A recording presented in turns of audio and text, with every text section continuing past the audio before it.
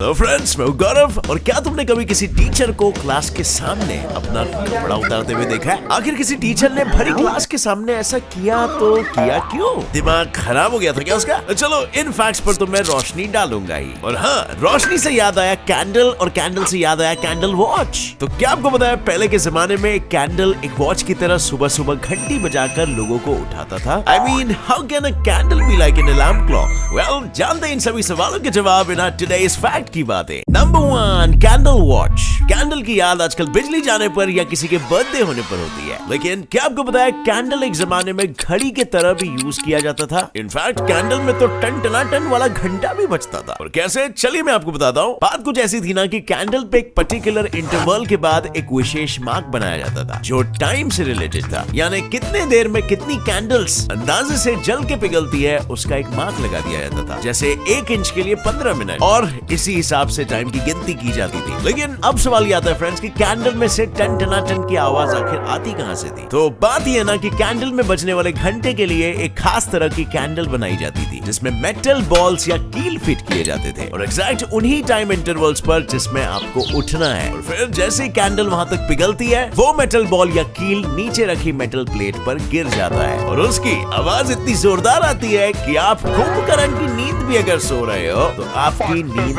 टूट जाएगी। वाह, क्या genius solution to a genius problem. Number 2, पत्नी की लॉटरी। पति को सबक सिखाना हर पत्नी का जबरदस्ती वाला धर्म होता है, लेकिन सबक सिखाने के चक्कर में नॉर्थ कैरोलिना की महिला ग्लेंडा ब्लैकवेल का अच्छा वाला पोपट हुआ। अब इसे पोपट कहे या फायदा? वेल, ब्लैकवेल का पति तो था एक जुआरी, और अब मेरा पति परमेश्वर बन जाए इसीलिए शानी ने खुद एक लॉटरी का टिकट खरीदा ताकि वो सीना ठोक के कह सके कि ये सब पैसों की बर्बादी है। लेकिन हो गया सब उल्टा फुल्टा। उसे वो लॉटरी लग गई, और वो भी $1 मिलियन की, यानी कि पूरे 7 करोड़ 30 लाख रुपए की। और ये देखकर ब्लैकवेल की तो बोलती बंद हो गई। अब पति को बोले तो बोले क्या? खैर उस बारे में बात ही ना करे तो ज्यादा अच्छा होगा, क्योंकि लॉटरी के प्राइस से पति पत्नी ने अपने लिए लैंड और घर खरीदा, साथ ही ये पैसा उन्होंने अपनी लड़की और पोती के एजुकेशन में भी यूज किया। लेकिन मैं तो ये सोच रहा हूँ कि इस इंसिडेंट से सारा लर्निंग ले तो ले क्या? नंबर 3, खेत में फैशन शो। लेटेस्ट फैशन और फैशन शोज का मतलब पेरिस, क्योंकि बड़े बड़े रेप्यूटेड फैशन शोज और महंगे महंगे फैशन इवेंट्स पेरिस में ही तो होते हैं। वेल, ये कारनामा कर दिखाया passionate and world famous fashion designer Simon Porte Jacquemus ने। जैक्विमिस ने फैशन शो अरेंज किया, लेकिन ये फैशन शो बाकी के फैशन शो से एकदम हटके झटके था, क्योंकि ये फैशन शो किसी बड़े ऑडिटोरियम या हॉल में नहीं बल्कि एक गेहूं के खेत यानी कि व्हीट फार्म में हुआ था। What? वो भी full on social distancing maintain करते हुए। अब यहाँ सिटिंग अरेंजमेंट कुछ इस प्रकार से था। पेरिस शहर से 90 मिनट की दूरी पर इस शो में 600 मीटर का आड़ा टेढ़ा स्नेकिंग रैंप क्रिएट किया गया था, जहाँ मॉडल्स 2021 के स्प्रिंग और समर कलेक्शन को पहन के फैशन का जलवा दिखा रहे थे।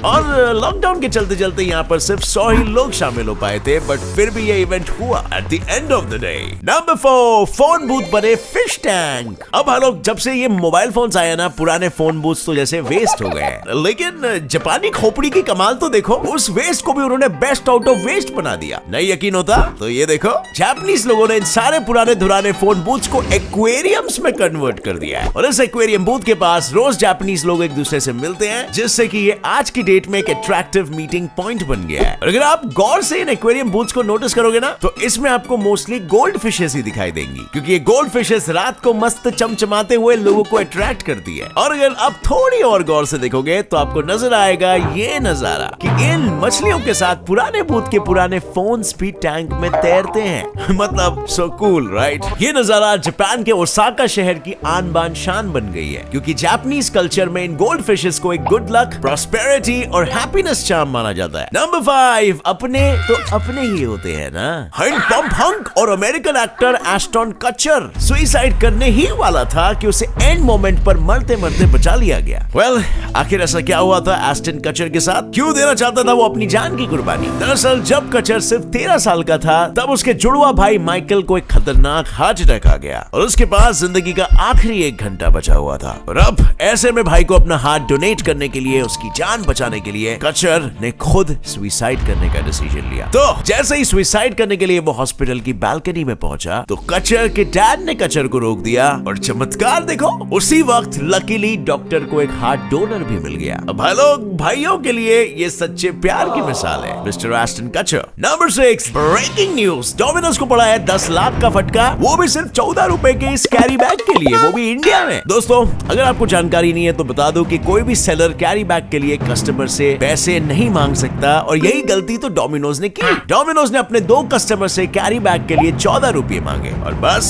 फिर क्या था, कस्टमर्स ने तो ठोक दिया केस, और कस्टमर के इस कंप्लेन को देखकर कंज्यूमर कमीशन ने डोमिनोज को 14 रुपए वापस करने तो कहा और कस्टमर के मेंटल हैरेसमेंट के लिए 1500 का फाइन भी भरने को बोल दिया। लेकिन डोमिनोज वाले तो निकले मोटी चमड़ी के, कंज्यूमर कमीशन की एक नहीं सुनी, और फिर जो कंज्यूमर कमीशन का दिमाग सटकाना भाई, दे दिया सीधा 10 लाख का जुर्माना। लेकिन कहते हैं ना, चोर चोरी से जाए सीना जोरी से नहीं। इस 10 लाख के फाइन के इंसिडेंट के बाद भी इन्हें क्या जरूरत थी पंकज चांदगोटिया नाम के कस्टमर से फिर से कैरी बैग के लिए 14 रुपए मांगने की। अब फिर से भरो 5 लाख का जुर्माना, और ये इतने बड़े बड़े ब्रांड से ये चिंदीगिरी तो यार देखी नहीं जाती, मत करो यार, बहुत मनुष्य लग रहे हो, मत करो, रहने दो। नंबर 7, बोक्वास डेली सोप। अब लोग टीवी तो हम इसीलिए देखते हैं ना ताकि हमारा मनोरंजन हो, लेकिन वही टीवी अगर हमें डिप्रेस और इरिटेट करे तो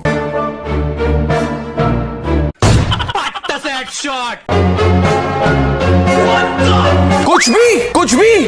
जी हाँ, ये सच है। एक सर्वे के हिसाब से इंडियन टेलीविजन को दुनिया का सबसे ज्यादा डिप्रेसिंग टेलीविजन कहा गया है। जस्ट इमेजिन, क्योंकि सर्वे के मुताबिक इंडिया के 80% college students in TV shows को डिस्गस्टिंग मानते हैं। Disgusting is the right word. अब यही देखिए ना, एक ही एपिसोड में 10 बार नहीं करके दिखाया जाता है, और म्यूजिक और साउंड इफेक्ट्स धूम ताना ना ना धूम ताना ना ना ना धूम ताना ना ना धूम ताना ना ना डाल के आधा घंटा निकाल लिया जाता है। मतलब बिल्कुल बेतुका सा और इलॉजिकल माल मसाला इसमें ठूस के भरा रहता है, और जबरदस्ती सास बहू के लफड़े में हमें भी फंसाया जाता है, और ऊपर से क्राइम स्टोरीज भी इतनी मिर्ची मसाला लगाकर परोसी जाती है कि हम तो साला हमारे पड़ोसियों पर शक करने लगते हैं। ये क्राइम शोज देखकर साला आप ये ना सोच लगो कि मेरे बेस्ट फ्रेंड का ही मेरे गर्लफ्रेंड के साथ चक्कर चल रहा है। और मिस्टेक्स तो देखो, नए महाभारत में द्रौपदी जी पीठ पे टैटू निकाल के घूम रही है, बिग मिस्टेक बता रहा हूँ। तो कभी फैमिली ड्रामा शो में न्यू जनरेशन ही आ गई, लेकिन दादी का एज बिल्कुल नहीं बढ़ा, वो जैसी थी वैसी है। पता नहीं कौन सा च्यवनप्राश खाती है। और ये सब दिखाने के बाद, आपको डिप्रेस करने के बाद, उल्लू बनाने के बाद ये लोग लाखों रुपया कमाते हैं। नंबर 8, मिस्टीरियस हम। क्या तुम्हें बताया, न्यू मैक्सिको के टोस शहर में आपको हमेशा एक मिस्टीरियस सी की आवाज सुनाई देती है, जिसे टोस करके बुलाते हैं। कई सारे लोगों को यह आवाज सुनाई देती है, लेकिन बहुतों को नहीं भी सुनाई देती है। पर आखिरकार ये आवाज है तो है क्या? तो काफी सारे क्रिएटिव लोग तो आपको पता है ना, कहते हैं ये एलियंस का सिग्नल है जो वो हमें सेंड कर रहे हैं, और कई सारे लोग कहते हैं ये कोई इलेक्ट्रोमैग्नेटिक रेडिएशन की आवाज है जो सिर्फ कुछ ही लोग को सुनाई देती है। जिन्होंने भी ये आवाज सुनी है उनका कहना है ये आवाज काफी इरिटेटिंग और डिप्रेसिंग है। और अब ऑफ कोर्स वैज्ञानिकों ने इसके पीछे का राज जानने की कोशिश की है, पर आज तक इसके राज से पर्दाफाश नहीं हो पाया है। Number 9, anatomy suit. अब लोग, एक टीचर ने अचानक से व्हाइट कोट पहनकर क्लासरूम में एंट्री ली और अचानक से उस व्हाइट कोट को निकालकर फेंक दिया, और फिर वो नजारा सामने था। उसे देखकर सारे बच्चों ने शर्म के मारे अपनी आंखें बंद कर ली, और तो और कुछ बच्चों ने जोर जोर से तालियां भी बजाना शुरू कर दिया। तो भाई ऐसा क्या पहना था टीचर ने? वेल फ्रेंड्स, इस बायोलॉजी टीचर वेरोनिका ड्यूक ने पहना था body parts printed anatomy suit, जिससे कि बच्चों को बायोलॉजी जैसा कठिन सब्जेक्ट थोड़ा तड़के और मसाले से एक्सपीरियंस करने मिले। इनफैक्ट इसने तो ये इनोवेटिव ट्रिक सिर्फ बायोलॉजी में नहीं अपनाया, बल्कि हिस्ट्री जैसे बोरिंग सब्जेक्ट में भी अपनाया, राजा महाराजा की वेशभूषा पहनकर। लेकिन वेरोनिका मैम को आखिर ये आइडिया आया तो आया कैसे? तो यारो, वेरोनिका को ये आइडिया इंटरनेट सर्फिंग करते वक्त एक ऑनलाइन एड में एनाटॉमी पिक्चर देखकर आया, और उसे तुरंत इसे टीचिंग के लिए यूज करना सही समझा। इनफैक्ट वेरोनिका के पति को भी उसका आइडिया बहुत ही इनोवेटिव लगा, और इसीलिए उसने वेरोनिका के कुछ एनाटॉमी सूट के पिक्स खींचकर ट्विटर पर पोस्ट कर दिए, और फिर ये पोस्ट इतना वायरल हुआ कि इस पे 13 15,000 रीट्वीट्स हो गए और 66,000 लाइक्स की बरसात हो गई। Number 10, angel of death. Statue तो हर चौराहे में ही मिल जाते हैं, लेकिन खून से लथपथ चाकुओं के पुतले के बारे में क्या आपने कभी सुना है? 24 फीट के स्टैचू को स्कल्पचर आर्टिस्ट एल्फी ब्रैडली ने पूरे 2 साल लेकर 1 लाख चाकुओं से बनाया, जिसे उसने 43 अलग अलग पुलिस फोर्सेस से कलेक्ट किया है। और इनमें से कई चाकुओं पर अभी भी ताजा ताजा खून लगा हुआ है, लाइक लिटरली खून से लथपथ है। और इन चाकुओं पर चाकू से मारे जाने वाले विक्टिम्स के नाम भी लिखे हैं, और वो भी उनके फैमिली मेंबर्स की मंजूरी के साथ। लेकिन फ्रेंड्स, एक बात बताओ, जहाँ एंजल वर्ड पॉजिटिविटी और लव को रिप्रेजेंट करता है, वहीं खून से लथपथ चाकू डेविल की निशानी है। अब भला ऐसे खून से लथपथ चाकुओं से बने स्टैचू को कोई एंजल कैसे कह सकता है? शायद यही वजह है कि क्यों नाइफ मर्डर के कुछ फैमिली मेंबर्स ने इसका विरोध किया। अब ऐसे खून से लथपथ चाकुओं से बने स्टैचू को भला कोई एंजल कैसे कह सकता है? क्या उस आर्टिस्ट का मानसिक संतुलन ढीला तो नहीं है? चलिए फ्रेंड्स, ये थे आज के फुल ऑन इंटरेस्टिंग झटाक फटाक फैक्ट्स। अगर आपको ये पसंद आया तो एक लाइक जरूर ठोकना। नए हो इस चैनल पर, कोई बात नहीं, अभी सब्सक्राइब कर लो, नोटिफिकेशन बेल ऑन करके ऑल का ऑप्शन सेलेक्ट कर लेना, ताकि एवरी डे आप अपनी ज्ञान थोड़ा थोड़ा करके बढ़ाते रह सको। चलो भाई लोग, as always stay curious, keep learning and keep growing. जय हिंद।